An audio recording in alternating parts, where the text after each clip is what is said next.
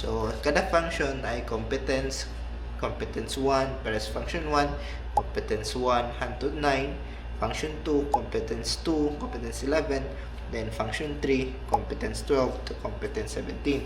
So, dili paggintanan ang nakabaluhan nila nga labi sa competence 1, narani siya ay 35 ka items, and ang uban po ni competence nara po 10 items or 15 items and so on. So, mali siya dalon ugma nako sa schedule.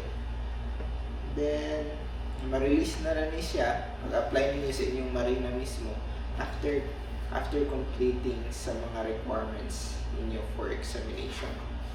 So, fully na pasar na ito yung copy, isip, balik-balik, gaston kayo.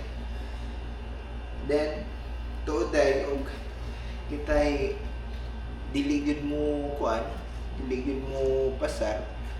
Kung namoy nabagsakan mo competence, ang balikan karon if naayo mo bagsak mo competence, ibalik kita'y mo bagsak mo sa competence 1. Kung asa to siya nabilong nga function, katong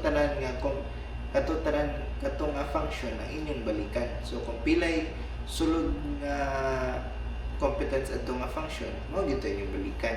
Pero mapasar mo sa function 2, function 3, dili na ninyo na siya balikan kato yung function 1 sa sunod ninyo nga reset schedule. Ang tawag niya sa marina na is reset. Mura na siya reset pero resetting. So mana ito uniform kani uniform. So kinahanglan mo sa uniform ang requirements for examination sa OIC NW, dapat ang shoulder board is walay stripes. Parehani walay stripes. Now, mo exam na po kag management, dapat imong shoulder board is nanay 2 stripes. Eh syempre dili man ka maka-exam sa management o management level o wa ka kapasar sa OIC. So inani ang uniform. Tapos black slacks, then black shoes, and ayun ninyong kalimtitong inyong belt na pang maritime. So, mawara to no. Bye-bye.